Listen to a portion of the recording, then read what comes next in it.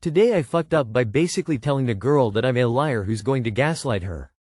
Crazy title, I know. This fuck up actually happened a couple months ago, but the, oh shit, realization didn't hit me until today.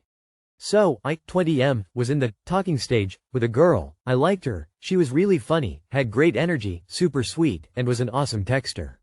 It was going pretty well honestly, loads of late nights texting, real conversations, some flirting, you know the drill.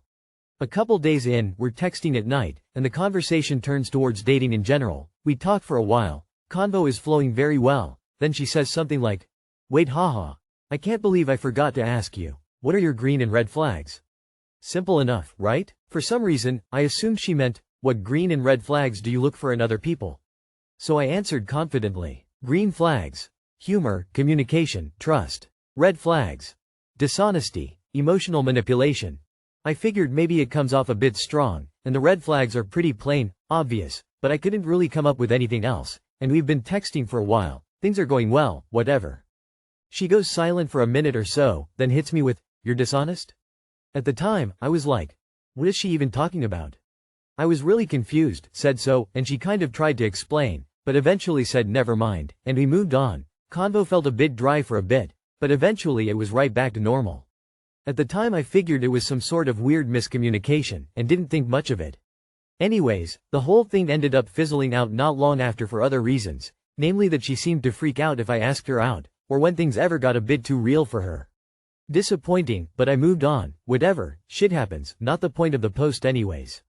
I had basically forgotten all about her, when I came across an Instagram reel today. It was basically a couple talking to each other about their own green and red flags, when all of a sudden, it hit me. The whole thing came rushing back, and I realized that I literally told this girl that I was an emotionally manipulative liar.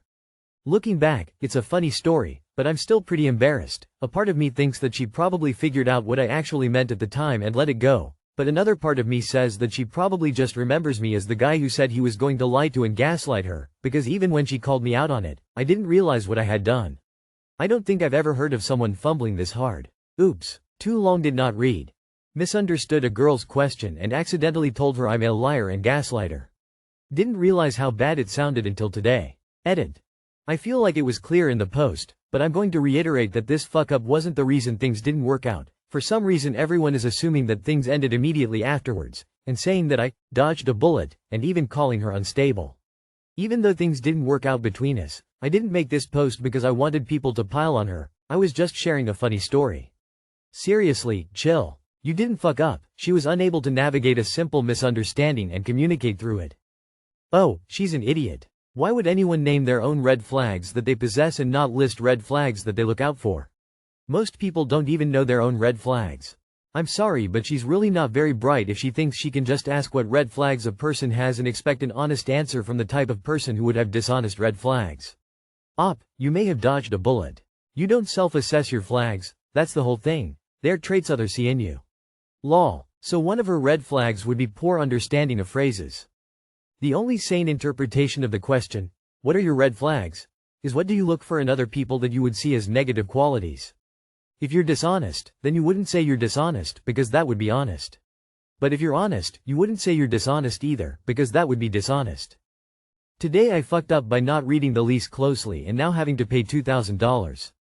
Every time I have moved out of an apartment it's been sufficient to email the office my leaving notice.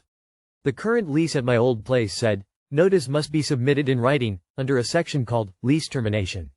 Perfect, so I sent the email and moved out. I didn't get a response, but I actually didn't get a response at my old place either, so I figured they just made note of it. Today, 10 days before lease end, I get an email charging me for next month's rent. $2,000. Surely a mistake. I emailed the office and tried calling but no answer. I double-checked the lease and, in a separate section titled, Notice, it said that all notices must be sent by mail. So we never technically terminated the lease, and now we're on the much higher month-to-month plan for June. Because I told my roommates I'd take care of terminating the lease, I'm gonna have to solely pay for it since it's not their fault they trusted my dumbass. Obviously my fault, and it's a huge learning moment for me. Now I'm going to be out $2,000. That's on top of my already nearly $1,000 lease at my new place. So my limited savings are now drained. FML. Too long did not read.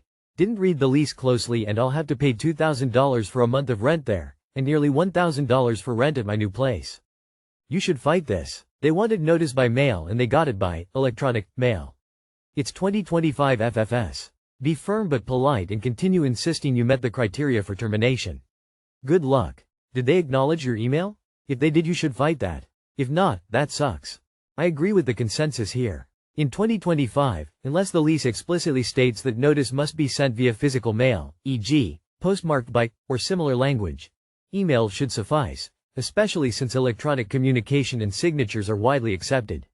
If the lease is ambiguous, courts typically favor the tenant, not the landlord who drafted the lease.